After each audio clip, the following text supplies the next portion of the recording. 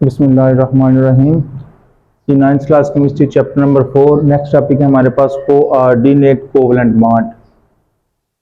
देखें, इसमें एक वर्ड यूज हो रहा है कोवलेंट बॉन्ड। तो डेफिनेटली जब कोवलेंट बॉन्ड आ जाएगा तो इलेक्ट्रॉन को शेयरिंग का कुछ मामला होगा। सो कोऑर्डिनेट कोवलेंट बॉन्ड में इलेक्ट्रॉन शेयर ही होंगे, लेकिन बस एक छोटी सी इसमें यानी कि नई बात होगी कि कोवलेंट बॉन्ड में हमने ये बात सीखी थी इक्वल शेयरिंग ऑफ इलेक्ट्रॉन होती है कि दोनों एटम सेम इलेक्ट्रॉन शेयर करते हैं। अगर एक एटम एक या दो इलेक्ट्रॉन शेयर करता है तो दूसरा भी उतने ही शेयर करेगा। लेकिन कोऑर्डिनेट में ये होगा इलेक्ट्रॉन शेयर तो होंगे, लेकिन वो शेयरिंग सिर्फ और सिर्फ एक एटम करेगा, दूसरा बस उससे फायदा लेगा, लेकिन वो अपना कोई भी इलेक्ट्रॉन शेयर नहीं करेगा।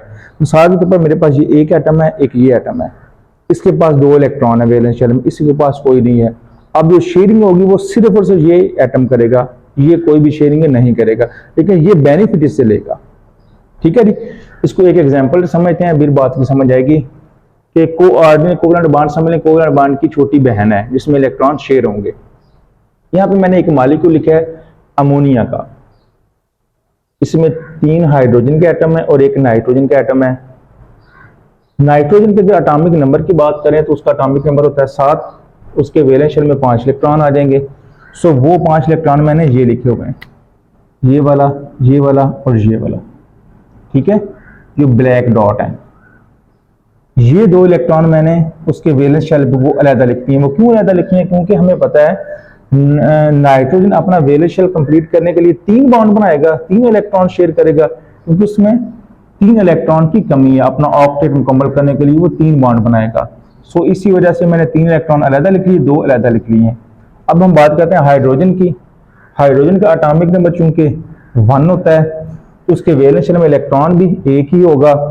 तो चूंकि उसका शेल सिर्फ और सिर्फ एक है, यानी कि वो के शेल है, तो के शेल में मैक्सिमम इलेक्ट्रॉन आ कितने आ सकते हैं? 2n² फार्मूले के मुताबिक उसमें 2 ही इलेक्ट्रॉन आ सकते हैं। देखें, ऑक्टेट वो उस वक्त कंप्लीट करेगा जब उसके पास 2 से ज्यादा शेल होंगे। अगर उसके पास शेल ही 2 हैं तो वो डेफिनेटली ड्रॉपलेट को तरजीह देगा। ड्रॉपलेट मीन किसी एटम के वैलेंस शेल में 2 इलेक्ट्रॉन समाने को ड्रॉपलेट रूल बोलते हैं। अब हाइड्रोजन का चूंकि एक ही शेल है, के उसमें एक ही इलेक्ट्रॉन है, तो के शेल में मैक्सिमम आ कितने सकते हैं? एक ही 2 आ सकते हैं। एक हाइड्रोजन के पास ऑलरेडी मौजूद है। वो जो रेड कलर का क्रॉस नजर आ रहा है आपको, ये बेसिकली मैंने हाइड्रोजन का इलेक्ट्रॉन लिखा हुआ है। इसी तरह इस हाइड्रोजन का ये और ये आ जाएंगे। अब देखें, इस हाइड्रोजन को अपना वैलेंस शेल कंप्लीट करने के लिए 1 इलेक्ट्रॉन चाहिए। सो क्या करेगा? इस नाइट्रोजन के इस एटम के इस इलेक्ट्रॉन के साथ वो 1 इलेक्ट्रॉन शेयर कर लेगा। हाँ देखिए, अब इसको ये डोनेट नहीं करेगा, ना इससे लेगा, शेयर करेगा। क्यों? क्योंकि इनकी इलेक्ट्रोनेगेटिविटी के दरमियान फर्क 1.7 से कम है। तो जब फर्क कम हो 1.7 से, तो डेफिनेटली बॉन्ड कौन सा होगा? कोवेलेंट होगा। तो ये इसको इलेक्ट्रॉन देगा भी नहीं, ना इससे लेगा, बल्कि क्या करेगा? वो शेयर कर लेगा। सो क्या होगा? ये इलेक्ट्रॉन का एक जोड़ा शेयर कर लिया किसने? नाइट्रोजन के 1 इलेक्ट्रॉन ने और हाइड्रोजन के 1 इलेक्ट्रॉन ने। इसी तरह यहाँ पे एक हाइड्रोजन लिखा हुआ है। अब ये हाइड्रोजन इससे नाइट्रोजन के 1 इलेक्ट्रॉन के साथ शेयर कर देगा। सो क्या होगा? ये सिंगल बॉन्ड बन जाएगा, सिंगल कोवेलेंट बॉन्ड। इसी तरह ये भी हो गया। अब देखिए क्या हुआ फायदा?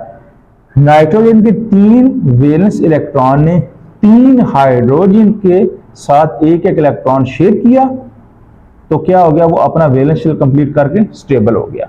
किस तरह? देखें, 2, 4, 6 और 8 कंप्लीट हो गए ना, क्योंकि शेयरिंग, जब शेयरिंग होती है तो वो दोनों एटम समझते हैं कि वो शेयरिंग वाले हमारे हैं।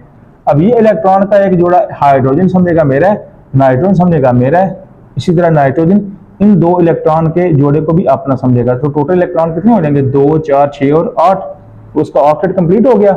इसी तरह हाइड्रोजन तीनों हैं, इनका भी क्या कंप्लीट होगा? अपना इनका ड्रॉपलेट कंप्लीट हो गया, इनका वैलेंस शेल 2n² फार्मूले के तहत भी इन दोनों का भी, इन तीनों का भी कंप्लीट हो गया। ठीक है जी। सो क्या होगा? ये 4 एटम, नाइट्रोजन का 1 एटम और हाइड्रोजन के 3 एटम अपना वैलेंस शेल कंप्लीट कर लिया ड्रॉपलेट को या ऑक्टेट को फॉलो करते हुए। अब यहां पे मैंने 1 एटम और लिखा हाइड्रोजन पॉजिटिव। अब इस H पॉजिटिव का क्या मतलब है? कैटायनिक, क्योंकि इसमें 1 इलेक्ट्रॉन लूज हुआ है। अब हाइड्रोजन के अगर एटॉमिक नंबर की बात करें, उसका एटॉमिक नंबर 1 होता है, उसमें इलेक्ट्रॉन 1 और प्रोटॉन भी 1 होगा। अब अगर मैं इलेक्ट्रॉन उसका वैसे ही उसके वैलेंस शेल से निकाल दूं तो डेफिनेटली क्या होगा, उसका इलेक्ट्रॉन तो निकल गया, एक इलेक्ट्रॉन था तो बाकी सिर्फ उसको प्रोटॉन ही रह गया। देखिए यहाँ पे डायग्राम बनाई है मैंने, सेंटर में प्रोटॉन यानी कि पॉजिटिव चार्ज, और एक ही इलेक्ट्रॉन था तो वो भी क्या हुआ, निकल गया। अब इस पूरे हाइड्रोजन एटम के पास सिर्फ और सिर्फ एक ही प्रोटॉन है, इलेक्ट्रॉन कोई है ही नहीं। यही वजह है कि जब किसी हाइड्रोजन के एटम में इलेक्ट्रॉन निकाल देना तो उसको सिंपल प्रोटॉन भी बोलते हैं। उसकी वजह सिर्फ यह है कि उसमें सिर्फ और सिर्फ रह ही प्रोटॉन गया है। तो हाइड्रोजन आयन को हाइड्रोजन पॉजिटिव या हाइड्रोजन कैटायनिक एटम या इसको सिंपल प्रोटॉन भी बोलते हैं। ठीक है जी।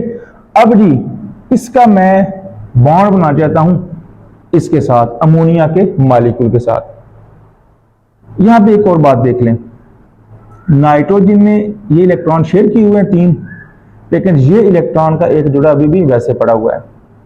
अब इस इलेक्ट्रॉन के एक जुड़े ने कोई भी बॉन्ड नहीं बनाया हुआ। सो इलेक्ट्रॉन का ऐसा जोड़ा जिसने कोई भी बॉन्ड ना बनाया हो उसको बोलते हैं लोन पेयर, या उसको नॉन बॉन्डिंग पेयर भी बोलते हैं। ठीक है। लेकिन जिसने बॉन्ड बनाया, मतलब ये इलेक्ट्रॉन, ये जोड़ा है ना इलेक्ट्रॉन के, उसने बॉन्ड बनाया हुआ है, इसको बोलते हैं बॉन्ड पेयर। ये तीनों बॉन्ड पेयर है। तो चूंकि इसने बॉन्ड नहीं बनाया उसको बोलते हैं लोन पेयर या अनबॉन्डिंग पेयर। ठीक है। तो ये डेफिनेशन भी पेपर में कभी कभार पूछ लेता है। अब देखें जी, हाइड्रोजन पॉजिटिव कैटायनिक मॉलिक्यूल या प्रोटॉन, अब इसको कितने इलेक्ट्रॉन की चाहिए अपना वैलेंस शेल कंप्लीट करने के लिए? डेफिनेटली 2 इलेक्ट्रॉन चाहिए, क्योंकि इसके पास एक था वो भी वो रिमूव कर बैठा हुआ है। अब इसको 2 इलेक्ट्रॉन चाहिए तो इस हाइड्रोजन की नजर होगी इस इलेक्ट्रॉन के जोड़े पर। अब हाइड्रोजन इसका करेगा तरला कि ये इलेक्ट्रॉन का जोड़ा मुझे दे दो, तो नाइट्रोजन बोलेगा कि मैंने पहले ही ऑलरेडी बड़ी मुश्किल से अपना ऑक्टेट कंप्लीट किया, तो ये इलेक्ट्रॉन का जोड़ा मैं तुमको कैसे दे सकता हूं? मैं अगर तुमको दें तो मैं खुद अनस्टेबल हो जाऊंगा। तो फिर क्या होगा, ये दोनों समझौता करेंगे। इस तरह करते हैं कि ये इलेक्ट्रॉन का एक जोड़ा हम दोनों शेयर कर लेते हैं, क्योंकि शेयरिंग के नतीजे में क्या होता है, दोनों एटम समझते हैं वो इलेक्ट्रॉन का जोड़ा हमारा है। सो इस बात पे वो दोनों इत्तेफाक कर लेंगे कि हम ये करते हैं, ये एक इलेक्ट्रॉन का जोड़ा दोनों शेयर कर लेते हैं। सो क्या होगा, नेक्स्ट देखिए, बॉन्ड बन गया। ये सिंगल यानी सिंगल लाइन को single electron single covalent bond हमने बोला था, क्योंकि एक एक इलेक्ट्रॉन शेयर हुआ है तो एक एक लाइन मैंने शो कर दिया, मतलब सिंगल कोवेलेंट बॉन्ड। अब ये 2 इलेक्ट्रॉन यानी कि इलेक्ट्रॉन का एक पेयर, अब ये इलेक्ट्रॉन का एक पेयर हाइड्रोजन के साथ हो जाएगा शेयर। लेकिन देखिए ये शेयरिंग हो रही है, इक्वल शेयरिंग नहीं हो रही बल्कि अनइक्वल शेयरिंग हो रही है। ये इलेक्ट्रॉन का जोड़ा सिर्फ और सिर्फ एक एटम दे रहा है।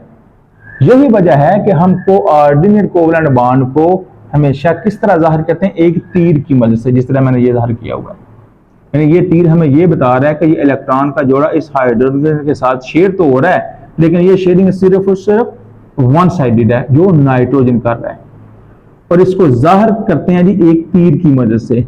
उस तीर की टेल उस एटम की तरफ होगी जो इलेक्ट्रॉन का जोड़ा शेयर कर रहा होगा, और उसका हेड उस तरफ होगा जिसके साथ शेयरिंग हो रही है। मसलन ये नाइट्रोजन का एटम शेयर कर रहा है तो टेल इसकी तरफ, और शेयरिंग हो रही है हाइड्रोजन के साथ, सो हेड इस तरफ। जो इलेक्ट्रॉन शेयर कर रहा होता है उसको बोलते हैं डोनर, यहां पे नाइट्रोजन कहलाएगा डोनर, और जिसके साथ शेयरिंग हो रही है, जिसको दे रहा हो, उसको बोलते हैं एक्सेप्टर, यानी एक्सेप्ट करना और डोनेट करना। सो नाइट्रोजन डोनर कहलाएगा और हाइड्रोजन एक्सेप्टर कहलाएगा, और इसको एक तीर की मदद से जाहिर करते हैं। क्या होगा, अब ये इलेक्ट्रॉन का ये पेयर इस हाइड्रोजन के साथ शेयर हो गया। सो ये हाइड्रोजन क्या समझेगा कि ये इलेक्ट्रॉन का जोड़ा मेरा भी है, और नाइट्रोजन समझेगा मेरा भी है। सो लास्ट में क्या होगा, इस 5 के 5 एटम अपना वैलेंस शेल 2n² फार्मूला यानी कि डॉपलेट के मुताबिक या ऑक्टेट को फॉलो करते हुए अपना वैलेंस शेल कंप्लीट कर लेंगे, और क्या हो जाएंगे, 5 के 5 एटम स्टेबल हो जाएंगे। यहां पे एक मैंने लिखा है पॉजिटिव। अब पॉजिटिव मैंने इस ओवरऑल मॉलिक्यूल के ऊपर लिख दिया, क्यों? क्योंकि अब ये सारे इकट्ठे जुड़ाने लग गए हैं। अब इस हाइड्रोजन साहब कहेंगे मेरे पास अकेला एक पॉजिटिव जो था, तो वो क्या होगा, पूरे के पूरे मॉलिक्यूल पे चार्ज भी पॉजिटिव आ जाएगा। क्यों? क्योंकि ये 5 के 5 एटम अब इकट्ठे रहना शुरू कर दिया इन्होंने। ठीक है जी। सो ये मेरे पास था कोऑर्डिनेट कोवेलेंट बॉन्ड। अब इसकी दूसरी टाइप, इसकी दूसरी एग्जांपल डिस्कस करते हैं। ये दूसरी मेरे पास एग्जांपल है अमोनिया की, वो जो लास्ट टाइम हमने डिस्कस की वही है, और साथ में बोरॉन ट्राइफ्लोराइड। बोरॉन जिसका एटॉमिक नंबर होता है जी 5। सो उसके वैलेंस शेल में 3 इलेक्ट्रॉन आएंगे। सो ये रेड कलर के मैंने 3 इलेक्ट्रॉन उसके वैलेंस शेल में लिख दिए हैं। अब ये फ्लोरीन का चूंकि फ्लोरीन का एटॉमिक नंबर 9 और उसके वैलेंस शेल में 7 इलेक्ट्रॉन आएंगे। सो 3 मैंने फ्लोरीन एटम लिखे हैं और उसके वैलेंस शेल में इलेक्ट्रॉन भी ये रेड डॉटेड से लिख दिए हैं। अब देखें बोरान के पास 3 इलेक्ट्रॉन है वैलेंस शेल में, इसको कंप्लीट करने के लिए मजीद कितने चाहिए? डेफिनेटली 5 चाहिए, यानी अपना ऑक्टेट कंप्लीट करने के लिए। लेकिन इस तीनों फ्लोरीन को एक एक चाहिए, क्योंकि वैलेंस शेल में एक एक 7 इलेक्ट्रॉन ऑलरेडी उनके मौजूद हैं। सो इस फ्लोरीन का अब जरा मैं बोरान से ना कंपेयर करता हूँ। अब एक बात वही कि बोरान और फ्लोरीन की इलेक्ट्रोनेगेटिविटी का फर्क 1.7 से कम है, यही वजह है कि इनके दरमियान में बॉन्डिंग कोवेलेंट है। अच्छा जी, अब ये बोरान इस फ्लोरीन के साथ ये एक इलेक्ट्रॉन शेयर कर लेगा, इस तरह इसके साथ भी शेयर कर लेगा, इस तरह इसके साथ भी शेयर कर लेगा। अब ये तीनों फ्लोरीन जो हैं, देखें इनके तो ऑक्टेट कंप्लीट नहीं हो गए, तीनों के एक एक चाहिए था। अब एक एक इलेक्ट्रॉन उन्होंने बोरान के साथ शेयर कर लिया। अब बोरान के पास कितने हो गए? बोरान के पास टोटल 6 इलेक्ट्रॉन हो गए शेयरिंग के बाद। लेकिन बोरान का अभी भी ऑक्टेट कंप्लीट नहीं हुआ, लेकिन फ्लोरीन तीनों एटम का हो गया, बोरान का अभी तक नहीं हुआ। तो क्या होगा? अब इस बोरान की इस नाइट्रोजन के लोन पेयर पर नजर होगी कि मैं इनको किसी ना किसी तरह अपनी तरफ खींच लूं। लेकिन नाइट्रोजन वही जो आप देगा जो उसने हाइड्रोजन को दिया था कि अगर ये 2 इलेक्ट्रॉन मैं तुमको दे दूं तो मैं खुद किधर जाऊं, मैं खुद अनस्टेबल हो जाऊंगा। तो फिर दोनों में दोबारा वैसे ही समझौता हो जाएगा कि ये इलेक्ट्रॉन का पेयर हम शेयर कर लेते हैं। क्यों? क्योंकि बोरान के वैलेंस शेल में अभी भी 6 इलेक्ट्रॉन है, तो उसका ऑक्टेट कंप्लीट नहीं हुआ। वो बोरान क्या करेगा? इसके साथ 2 इलेक्ट्रॉन शेयर कर लेगा, ये नाइट्रोजन इस बोरान के साथ 2 इलेक्ट्रॉन शेयर कर लेगा। सो क्या होगा? नाइट्रोजन ये लोन पेयर इस बोरान के साथ शेयर कर लेगा, लेकिन ये शेयरिंग चूंकि वन साइडेड हो रही है तो डेफिनेटली ये क्या कहलाएगी? Coordinate covalent bond. और वैसे ही इसकी टेल डोनर की तरफ और इसका हेड एक्सेप्टर की तरफ होगा। सो आप देखें जितने भी एटम मैंने यहाँ पे लिखे हैं वो सारे के सारे अपना वैलेंस शेल कंप्लीट कर चुके हैं। यानी प्रॉब्लम इस बोरान की थी ना, अब इस बोरान ने भी ये इलेक्ट्रॉन का एक पेयर नाइट्रोजन के साथ यानी कि नाइट्रोजन की मदद से शेयर कर लिया है। सो उसने भी अपना ऑक्टेट कंप्लीट कर लिया।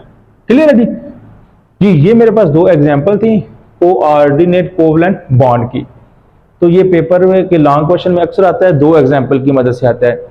सो जो अच्छे स्टूडेंट्स हैं मैं उनको यही सजेस्ट करूंगा कि आप दोनों एग्जांपल ही करें, क्योंकि जिसको पहली एग्जांपल समझ आ गई उसके लिए दूसरी याद रखना, उसको अंडरस्टैंड करना बिल्कुल भी मुश्किल नहीं है। सो आप दोनों एग्जांपल की प्रैक्टिस करें 2-3 दफ़ा, तो इंशाल्लाह ये बिल्कुल ईजी है। इसके बाद इसकी प्रॉपर्टी है कोऑर्डिनेट कोवेलेंट बॉन्ड से जो कंपाउंड बनेगा वो कोऑर्डिनेट कोवेलेंट कंपाउंड कहलाएगा। इसकी प्रॉपर्टीज कोऑर्डिनेट कोवेलेंट बॉन्ड को याद रखिएगा, वही है जो कोवेलेंट कंपाउंड की थी। सो आप इसकी सारी प्रॉपर्टीज वही याद रख सकते हैं जो हमने कोवेलेंट कंपाउंड में पढ़ी थी, क्योंकि ये बनता तो डेफिनेटली इलेक्ट्रॉन के शेयरिंग के नतीजे में ही है ना। यही वजह है कि इसकी खसूसियात सेम है जो कोवेलेंट कंपाउंड की थी। ठीक है जी? सो ये मेरे पास कोऑर्डिनेट कोवेलेंट बॉन्ड और कोऑर्डिनेट कोवेलेंट कंपाउंड था।